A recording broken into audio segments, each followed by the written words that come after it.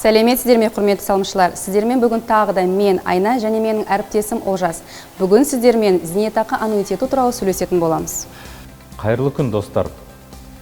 Білесіз бе, біз көбінесе зейнетақыны егде жаспен, кәрілікпен байланыстырамыз. Дегенмен зейнетақы аннуитеті адамдарға құрметті демалысқа ресми шыққанға дейін зейнетақы төлемдерін алуға мүмкіндік береді. Әркімнің еңбек жағдайы әртүрлі болғандықтан, бұл зейнетке ерте шыққысы келетіндер үшін жақсы мүмкіндік. Бірақ айтуында зейнетақы сөзі болғанына қарамастан, бұл құрал сақтандыру саласына жататынын атап өткім келеді. Яғни зейнетақы шотынан қаражат аударылғаннан кейін сіздің жинақтарыңыз толығымен сақтандыру ұйымының бақылауында болады. Тұр, Айна, барлығын рет-ретмен айтайық. Әйтпесе көрермендерімізді шатастырып аламыз. Дұрыс айтасың. Ең маңызды ақпаратты бірден бастап кетіппін ғой. Мен бастап көрейін. Сонымен зейнетақы аннуитеті бұл сақтандыру компаниялары ұсынатын бірыңғай жинақтаушы зейнетақы қоры салымшыларына зейнетақыны белгіленген мерзімінен бұрын, бірақ зейнетақы жинақтары жеткілікті болған жағдайда ғана алуға мүмкіндік беретін өнім. Яғни барлық салымшылар бұл қызметті пайдалана алмайды. Дұрыс. Шарт жасасу және аннуитет бойынша зейнетақы алуды бастау үшін адам бірыңғай жинақтаушы зейнетақы қорындағы зейнетақы шотына белгілі бір соманы жинауы керек. Мысалы, өткен жылы 55 жастағы ер адамдардың шотына зейнетақы аннуитеті шартын жасасу үшін 6,7 миллион теңге болу қажет болды. Ал әйелдерші? Өткен жылы әйелдерге аннуитет жасау үшін 9 миллион қаражат жинау керек болды. Мұндай айырмашылықтың себебі неде? Бұл әлемдік статистика. Әйелдер ер адамдарға қарағанда ұзақ өмір сүреді. Айтпақшы, жақында Қазақстанда отбасылық аннуитет енгізілді. Бұл дегеніміз, егер ерлі зайыптылардың біреуінің қордағы жинағы жеткіліксіз болса, онда жұбайының жинақтарымен толықтыруға болады. Қажетті жинақтар бар делік. Әрі қалай не істеу керек? Алдымен сақтандыру ұйымдардың шарттарын мұқият зерделеу керек.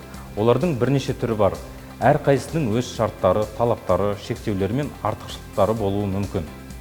Таңдау жасалғаннан кейін сақтандыру ұйымымен шарт жасасуға, содан кейін құжаттар топтамасымен қордың кез келген бөлімшесіне жүгінуге болады. Қор қаражатты төлемдерді бастайтын сақтандыру ұйымына аударады. Бірақ салымшы өз жинақтарының аз бөлігін бірыңғай жинақтаушы зейнетақы қорға қалдыру туралы шешім қабылдайтын да кездер болады. Бұл тіпті тиімдірек. Өйткені зейнеткерлік жасқа жеткенде салымшы сақтандыру компаниясы мен қордан төлемдер ала алады. Айтпақшы, бірыңғай жинақтаушы зейнетақы қорындағы зейнетақы жинақтарының сақталуына мемлекет кепілдік береді. Яғни, қандай жағдайға қарамастан, мен қартайған кезде бұл жинақтарға сене алатынымды нақты білетін боламын. Дұрыс байқадың, ақшаны сақтау шарттары әртүрлі. Сонымен қатар, қорда салымшылардың жинақтарына апта сайын инвестициялық табыс есептеледі. Бірақ негізгі айырмашылық зейнетақы төлемдердің жүзеге асыру мерзіміне байланысты. Қордан зейнетақыны алған кезде салымшы шотында ақша таусылғанға дейін төлемдер алады. Ал сақтандыру ұйымы зейнетақы жинақтарының таусылғанына немесе таусылмағанына қарамастан салымшының өмір бойы зейнетақымен қамсыздандыру етуі тиіс. Керемет екен. Олар есептеулерді, қаражат жинақтауды кейін салымшыға өмір бойы жеткілікті болатында етіп бөледі. Бірақ бұл жерде туындайтын сұрақ, салымшы кенеттен қайтыс болған жағдайда оның ақшасы не болады? Өкініштісі, ұзақ өмір сүру бәрінің пешенесіне жазыла бермейді. Сақтандыру ұйыммен жасалған шартта адам қайтыс болған жағдайда мұрагерлік қарастырылған. Егер шарт жасалмаса, мұрагерлер ақшаны ала алмауы мүмкін. Ал бірыңғай жинақтаушы зейнетақы қорындағы ақша мұраға қалады. Өте әділ нәрсе, ақша мұрагерлерге берілу керек.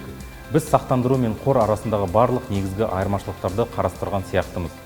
Қорытындылай келе, ақшаны үнемдеу және сақтау қай жерде ыңғайлырақ деп ойлайсың? Біздің көрермендерге қандай кеңес берерсің? Менің ойымша, мұны әр адам өзі шешуі керек. Ең басты мәселе жауапкершілікпен қарау. Дұрыс айтасың, Айна. Сақтандыру компаниясымен шартты мұқият зерделеу қажет. Әртүрлі сақтандыру компанияларындағы шарттардың әртүрлі болатындығын есте ұстаған жөн. Құрметті салымшылар, егер де сіз зейнетақы аннуитетін алуға бел байласаңыздар, барынша пайда әкелетін ұйымды таңдаңыздар. Келесі кездескенше арнамызға жазылуды ұмытпаңыздар.